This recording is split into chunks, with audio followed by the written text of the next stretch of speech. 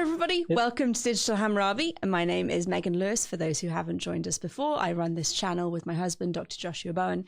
And today I have two very special guests with me. I have Nasser and Heba.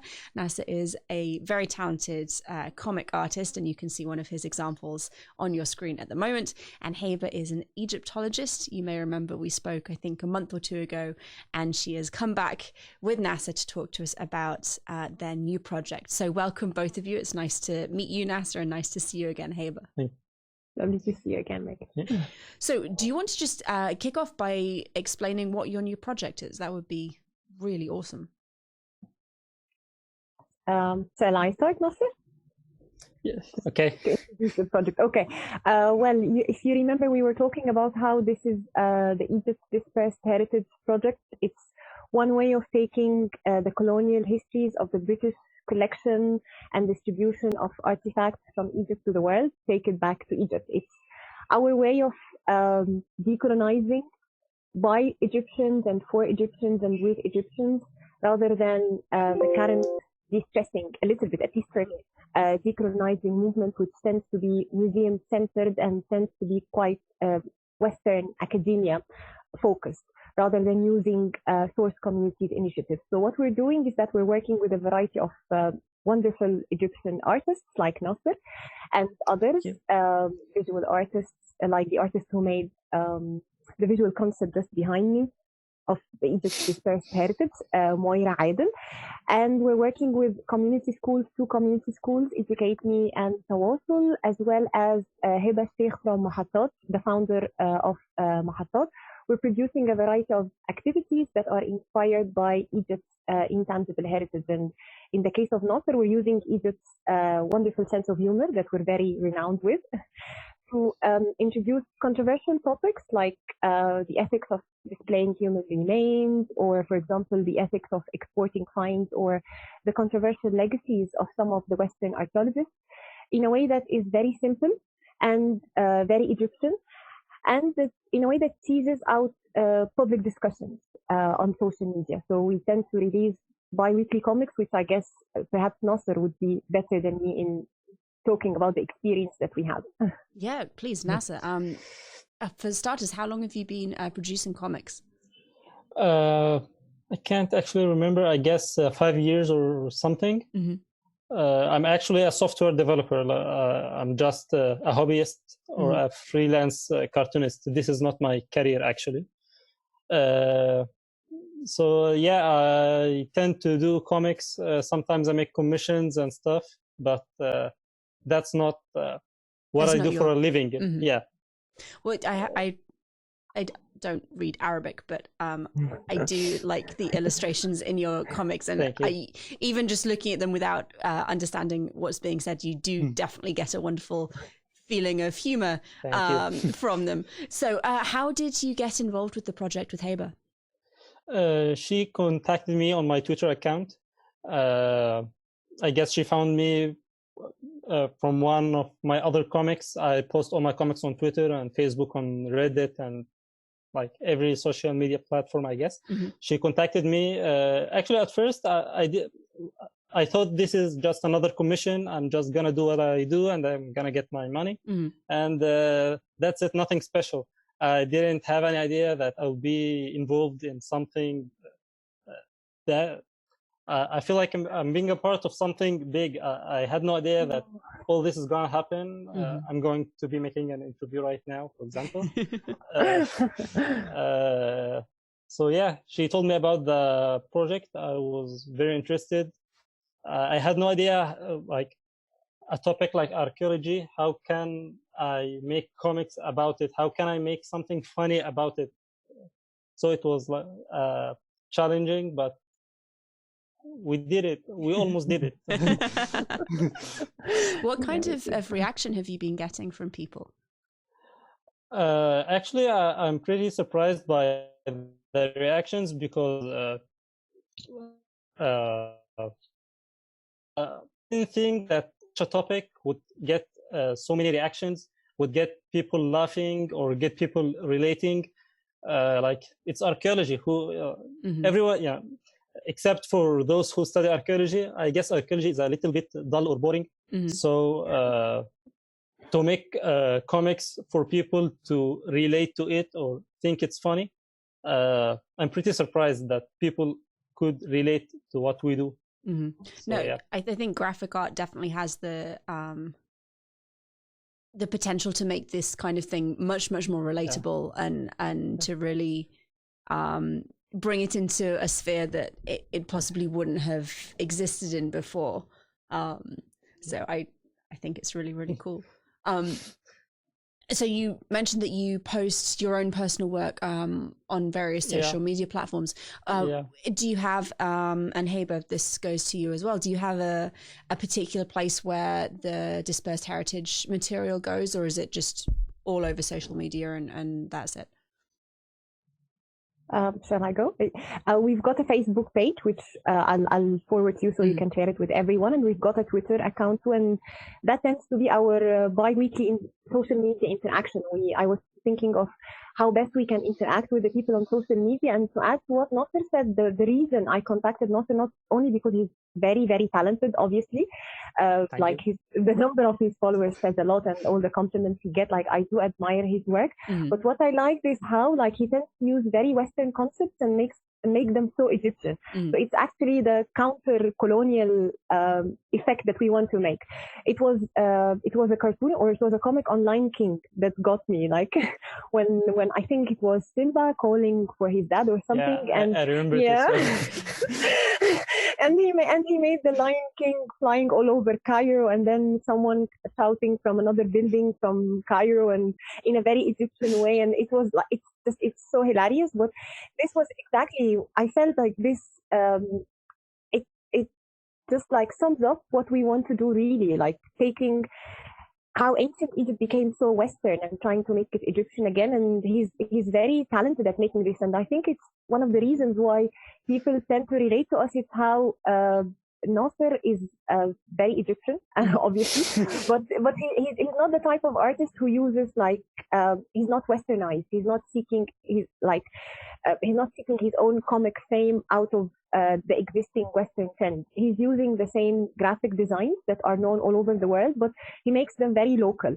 And this is one of the outputs or the things that we want to introduce, is that how can Western museums present ancient Egypt in a way that converts ancient Egypt from a concept into a living heritage, something that still has source communities, that is multi-layered, and that modern Egyptians also connect to. Because one of the problems we are trying to defy also is how there is so much isolation between ancient Egypt and modern Egypt in the minds of visitors or even archaeologists. So this was our way of producing some sort of resources or some sort of outputs that equally UK museums could use back home to interact with their public, the international public, be it Middle Eastern or be it British or from whichever nationality, in a way that is very Egyptian. It's like re-Egyptianizing ancient Egypt or Egypt, one way or the other. So that was the main reason why I was very keen on having Nasser work with us. Well, that's fantastic. I think this is a really very important project, and I'm really glad to hear that Nasser's getting such a good response. What kind of reaction are you getting, Heba, from other professionals and heritage workers? We've been getting a lot of support from everyone. For example, all of the museums. We were working with mainly 4 UK museums: the Petrie Museum of Egyptian Archaeology, Liverpool World Museum, Manchester Museum, the National Museum of Scotland, and the Horniman. And I have to say, even despite how usually the comics that we produce are quite critical to Western methods, for one, one of the recent ones, we had a couple statues from the National Museum of Scotland, and we were talking about how ancient Egypt is more or less an orphaned culture in museums. It's a culture that is totally isolated from its other multi-layers of history and its modern communities. And we've got so much support from the museum itself. They, no one is controlling our narrative, and they are very open to the discussions and very open to new ways of thinking. And the comments that we get from fellow professionals. Like we tend to know from the many likes and shares that we get, and everyone seems to be supportive. But equally, we've been contacted by other professionals seeking our future collaboration for the same sort of thing. Whether this is going to work out or not, we don't know. But at least we're trying to change the scene, and it seems to be working. It's fantastic that people are being so open to it, and that you're getting others like seeking your assistance and collaboration with similar projects. That's actually very encouraging, at least from my end, and I suspect from you as well. So what this is one of the aspects of Egypt's dispersed heritage. How are you taking these comics into the schools that you mentioned you were partnering with, or is that a different arm of the project? We tend to share everything on social media, and I tend to share it individually with the schools. But with the schools, we're also working with Nasser again to produce some sort of a game or a school pack, which could be like a card game that tends to introduce the stories of the dispersal of heritage to Egyptian students. But this would be co-produced with the children themselves and the teachers. Probably it would be through digital sessions like what we're doing today. We've been doing everything digitally, let's say, like through WhatsApp and everything.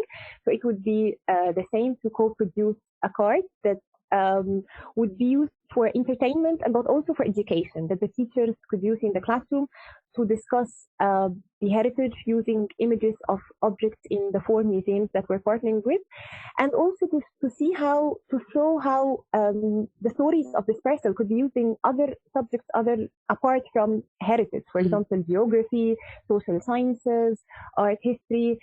One thing we need to mention is how the schools we're working with are community schools. They are for underprivileged communities. So the aim of working with underrepresented groups is how to show that how heritage could help underprivileged communities to feel part of a global story, part of a bigger picture.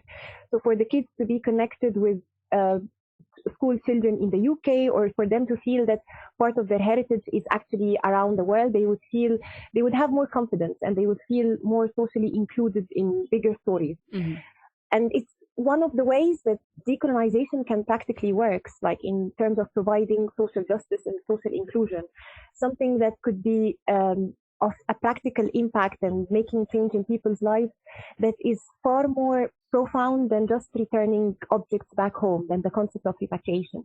But it's how we can use those collections for the service of the people in a way that could help them beyond narrating historical stories, something that could have an impact on their own life, day-to-day life. So it kind of brings back a sense of inclusion, but maybe also a sense of pride in my country is important, my culture is important, and this is why. That's fascinating. And this is a bit of an off-the-wall question. Do you think that this is maybe more likely to impact, this kind of work is more likely to impact the daily life and the sense of self for not Egyptian non-elites than simply returning objects might? Yeah, I think so, because this was why initially the proposal was made the way it's made, in the sense of how currently there's so much focus is on the museums, in the sense of returning objects, as if it's becoming more of a conscience clearance act rather than something that would have a real active impact on people's lives. Returning objects is important, but it does very little contribution to someone's life. But for what we're doing is how you can use those collections that are still dispersed and that are abroad in creating an international dialogue, a contact between the East and the West. There is so much global ideas and global good that could happen out of these collections, that the focus on repatriation, which is right, I'm not saying that it's wrong. Yeah, definitely. But it does very little for the source communities than it does for the museums, like or at least that's the way I see it. And it's something that I noticed even with the dialogues that I have with Nasser, because usually the comics that we call it's called Nasser and Heba and the Egypt Dispersed heritage, because I noticed that when I was introducing the project to him, we were having so much interesting conversations that I felt perhaps we could turn those backstage conversations into the actual comics, and that's what we're doing. So you would see both of us in the comics there, and maybe Nasser himself can say about how he feels that discussing collections abroad, what impact it had not only on his comics but equally on his life, if it does have an impact, if he thinks it does. Please. What do you think?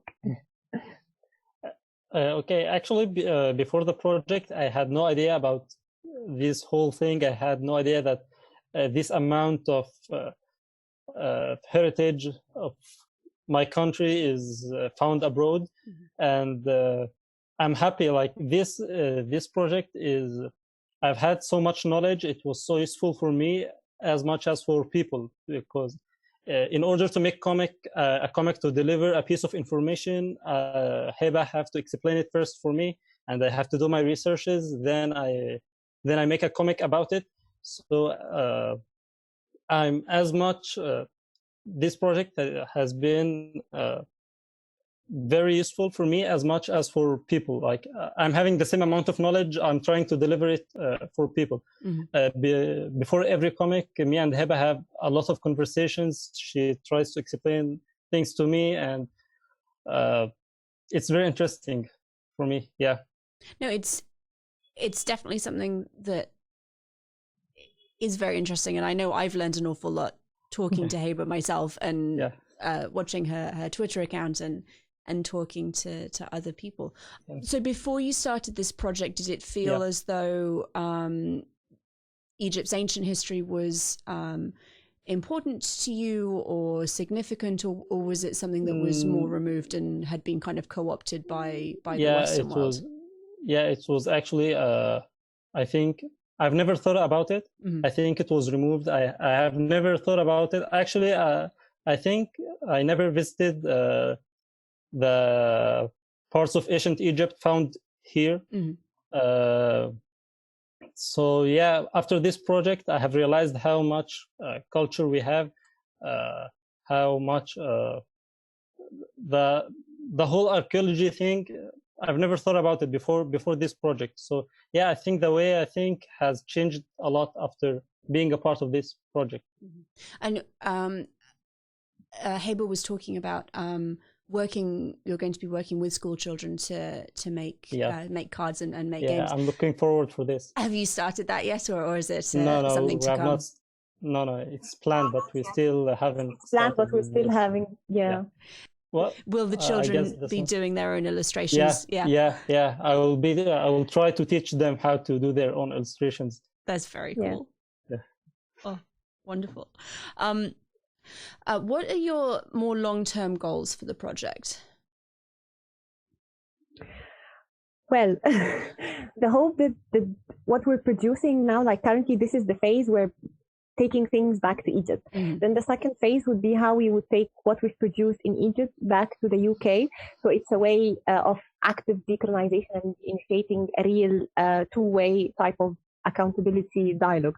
So we're looking into how we can add, for example, the comics into the collections databases. So when you click one of the objects that we've used as an inspiration for the comic, you wouldn't only get the entry, the archaeological entry, but you would also get Nasser's comic with it, and a little bit of a brief commentary on what it means and why we use this particular object, etc., and the topic, the subjects we're raising. And I think this is important because while we're working with the current curators, for also future curators who would come to realize that like the modern voice is also part of the interpretation, how like modern Egyptian voices exist, and to have them on the collection database is something that is has a long-lasting impact and sustainable. So this is one of the things that we're looking into, how we can convert the outputs that we're working on into resources that could be sustainably used back in the UK. We're thinking of connecting learning teams in the museums that we're partnered with the schools that we're already engaged with, making co-creating school packs, or like developing like sessions where the children in the UK would be having live conversations with the Egyptian children at the community schools we're talking to. So we're looking into ways of how all the outputs that we would have, we create the very Egyptian outputs we're creating, taking them back to the Western museums and trying to change the narrative a bit. Mm-hmm. That sounds absolutely fascinating, especially having giving the children a chance to talk to each other. That sounds very cool. So you mentioned that you have at least one other artistic collaborator who made the beautiful logo in the background. How many people are you planning on bringing into the project? We've got loads.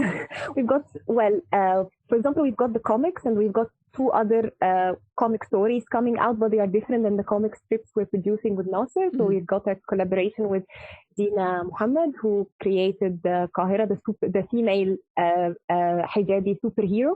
So she will be creating a decolonizing archaeology story for us, as well as the group el-🀭Support, a very famous Egyptian comic series.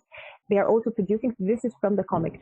And what would be, I think, one of the important outputs in addition to Nasser is that we're going to create like a wonder box. Usually in the past in Egypt, we call it Sandu el-Agab or Sandu el-Dunya. It was a wooden box that an artist would walk around villages and would narrate stories, and the children would look through 2 holes into stories or photographs that he will be rolling.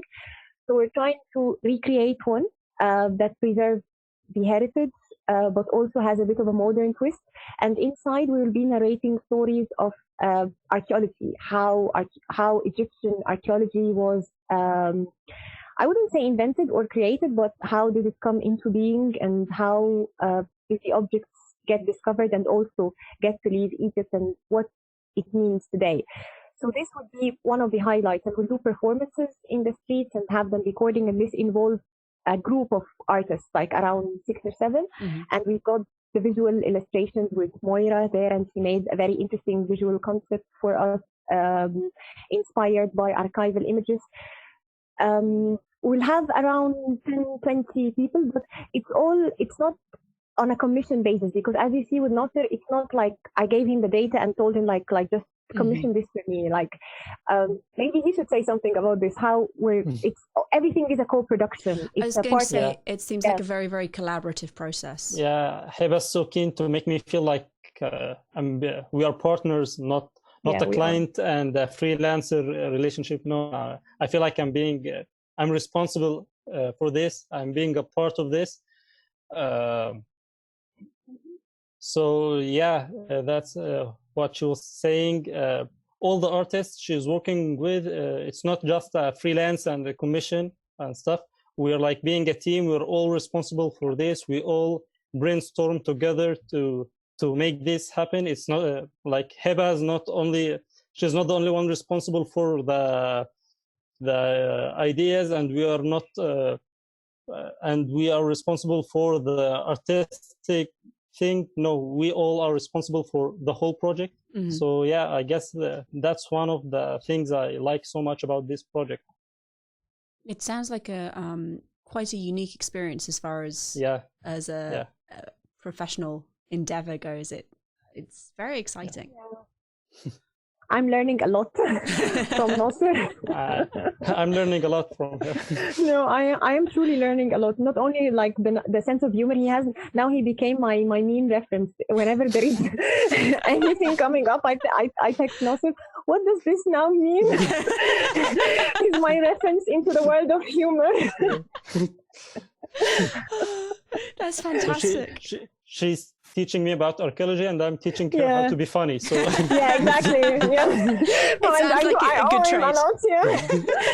That's true. That's what's going on here. Nasser, how difficult is it, or is it maybe very easy to bring humor into this kind of very serious work? Yeah, it's actually very challenging. It's a very serious topic, and to be honest, it's a bit dull, especially for those who are not specialized in archaeology. It's not something that normal teenagers would like to read about it or research about it. So I'm trying so hard to deliver a piece of information in such a simple way so it can look easy and interesting and useful at the same time. So this is the challenge. How can I change something that serious into something funny without losing the useful or the educational sense of the project. Mm-hmm. So yeah, it's actually very challenging, and it takes a lot of time to get the idea of a single comic. That's why it's bi-weekly, because I keep thinking for the whole 2 weeks. So by the end of the 2 weeks, I make a single comic. Yeah. Actually, drawing the comic doesn't actually take a lot of time, maybe 2 hours or something. But the other 14 days, I'm just brainstorming with Heba, discussing how can we deliver this piece of information in something simple, funny, and useful at the same time. Mm-hmm. It must be challenging, and it must be challenging also because the examples I've seen, they're all relatively short comic strips. They're not. It's not like you're writing like a 5-page booklet to explain a particular concept. You're keeping it very short, very concise. And I know that that a lot of the themes and the concepts that you're dealing with are actually quite complicated, and that must be a challenge. Yeah, especially our audience are people who have zero background knowledge with this topic, with these pieces of archaeology.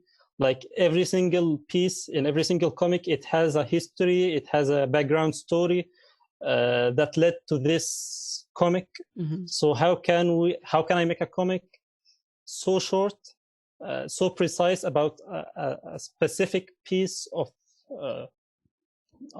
history, mm-hmm. To someone who has no idea? He has no idea what's going on. He never read about this stuff. So yeah, it's actually pretty challenging. That's why most of the time we need to write like a short paragraph, mm-hmm. or include external links, because no matter how hard I try, I can never rely on the comic 100% in order to deliver the piece of information we're trying to deliver. Mm-hmm. So we do our best and attach external links, paragraphs, other websites, so people can do their researches if they find this interesting. Mm-hmm. Does it? It's the feedback you're getting suggesting that people are actually following up with that extra information. Yeah. Actually, I'm actually pretty surprised with this too, because I never thought people would actually like what we're doing. Mm-hmm. I'm not saying it's bad or something, but it needs specific people who can find this interesting. Yeah. People who actually found it interesting before the project. People who actually liked reading about archaeology before the project. But I'm actually surprised by the number of people who started reading about this after the project. The number of people who are following and wait for the comic each 2 weeks. If like we are late or something, some people sometimes ask, where's the comic?